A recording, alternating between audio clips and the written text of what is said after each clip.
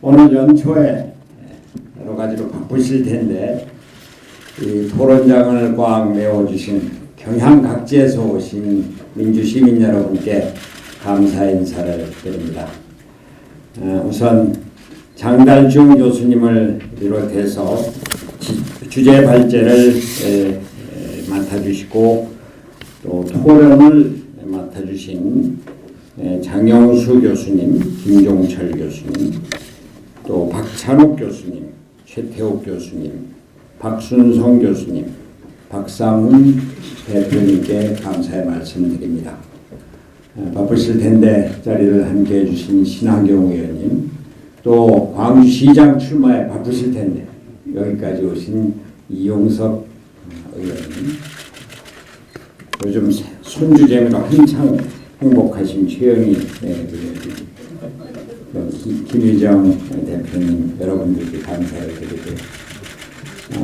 무엇보다도 이 자리를 준비해 주신 최영찬 교수님을 비롯해서 동아시아 미래 연구소 교수님들 감사드리고, 준비를 위해 수고해 주신 김영철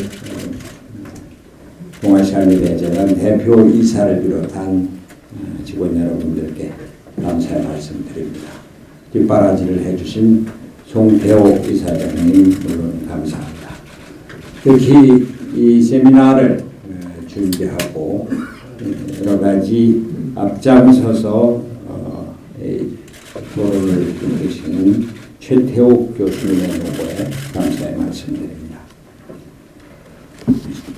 한국 정치가 당면하고 있는 최대 과제는 사회적으로 양극화와 분열을 해소하고 정치적으로 극심한 대결 구조를 혁파하는 것입니다. 정치적 대결주의는 대통령의 절대 권력이 승자독식의 정치 구조를 만든 87년 체제의 정치적 속성에 기인합니다. 87년 민주화의 핵심적 과제는 대통령 직선제와 정치 발전이었습니다. 국민이 직접 뽑은 대통령에게 권력을 집중해서 정치 안정을 기하고 정치 안정을 통해서 경제 발전, 안보, 사회 통합을 기하고자 한 것입니다. 그러나 민주주의가 제도적으로 자리 잡고 경제가 성장하면서 사회가 다원적으로 발전하고 다양한 사회적 정치적 집단이 왕성하게 활동하면서 양당제에 기초한 대통령 중심제는 더 이상 정치적 안정의 기제가 되지 못했습니다. 국회와 정당 정치는 승자독식의 정권을 장악하기 위해 극한적인 대결의 장이 되었고, 정치는 만성적인 불안정의 표본이 되었습니다. 결론적으로 말하면 87년 민주주의 체제는 이제 극복의 대상입니다. 이 체제가 부추겨온 승자독식 패자전몰의 극한 경쟁 상황이 지속되면서 대결과 증오는 이미 우리의 정치 문화가 되어버렸습니다. 이러한 정치 체제가 계속되는 한 우리 사회의 시대 정신인 경제 민주화와 복지 국가 건설은 불가능합니다. 이제 우리 국민을 타협과 합의의 장으로 모을 수 있는 통합의 정치 체제가 필요합니다.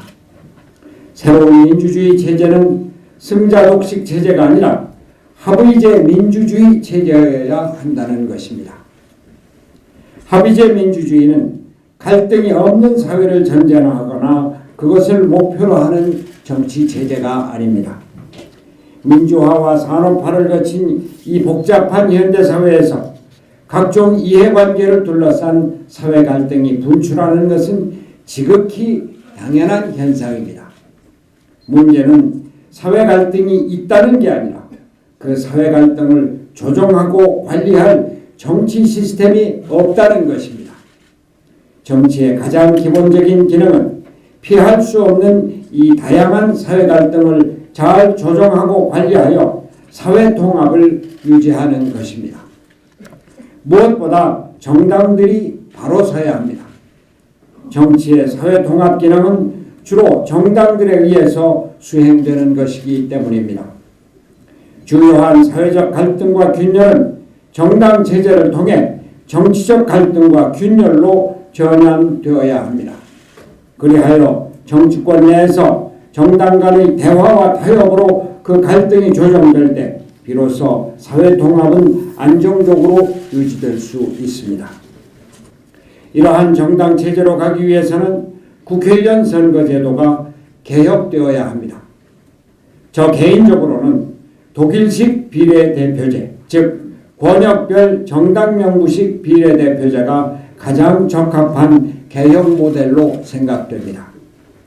계층 비례성과 지역 대표성을 동시에 보장해주는 선거제도이기 때문입니다. 그리고 지역주의 극복을 위해서도 좋은 제도로 여겨집니다. 석패율 제도를 적극 도입하면 지역적 편향성을 절감하는 데 많은 도움이 될 것입니다. 권역별 정당명부식 비례대표제와 다당제의 발전은 현행 헌법하에서도 연정형 권력구조의 운영을 가능하게 할 것입니다.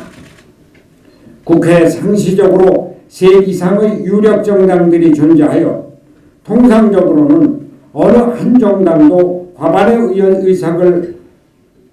의석의 과반을 차지하기 어렵게 된다면 대통령은 여소야대로 인한 난국 상황을 피하고 안정적인 국정 운영을 펼치기 위해 연립정부를 구성해야 할 것이기 때문입니다.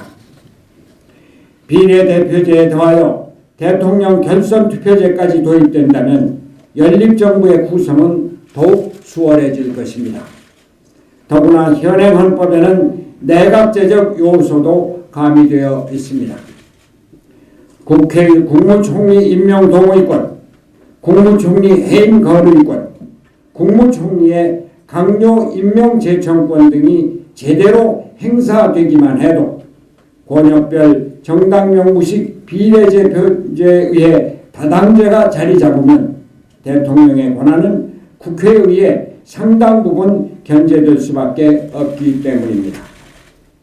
더 말할 것도 없이 하부이제 민주주의는 헌법 개정을 통해 권력 구조를 의원내각제나 분권형 대통령제 등으로 개편할 때 제도적으로 완성될 것입니다.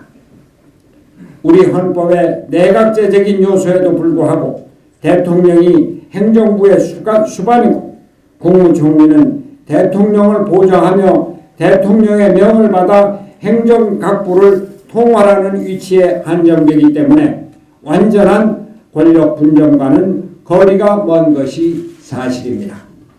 문제는 대통령을 국민이 직접 선출해야 한다는 국민적 정서가 아직 강력하게 존재하고 정치적 안정에 대한 국민적 요구가 강해서 내각제 개헌이나 당장의 이원 집정부적 개헌이 쉽지 않다는 것입니다. 본래 저는 내각제에 대해서는 분명히 반대했고 개헌 그 자체에 대해서도 회의적인 시각을 갖고 있었습니다. 내각제는 일본의 경우에 비추어 상시적 정치 불안정을 가져올 염려가 있고 특히 우리나라의 경우 당파적 색채가 강한 정치 성격상 심한 당파주의에 의해 끝없는 정쟁과 정치 불안이 이어질 수 있다는 염려 때문이었습니다. 더구나 재벌의 정치적 영향력이 강한 우리나라에서 의원 내각제는 재벌에 휘둘리는 정치가 될 염려가 크다는 인식도 있었습니다. 또한 개헌 논의 자체가 흔히 정략적인 의도로 제기된 것을 보아온 저로서는 제도를 탓하기 전에 정치 관행을 바로잡고 올바른 리더십의 확립이 우선적으로 해야 할 일이라는 입장이었습니다.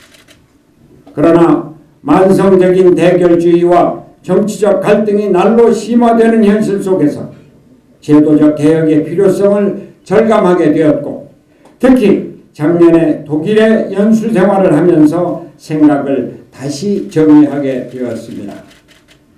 독일은 하부이제 민주주의를 통하여 안정된 정치 속에 복지국가와 경제적 번영을 성공적으로 이루고 이 정치적 안정이 독일의 통일과 통일 독일의 안정적 번영의 기초가 되었습니다. 독일은 내각제를 채택하면서도 1949년 소독정부 수립 이래 65년간 오직 8명의 수상만 배출하는 등 놀라운 정치적 안정을 유지했습니다.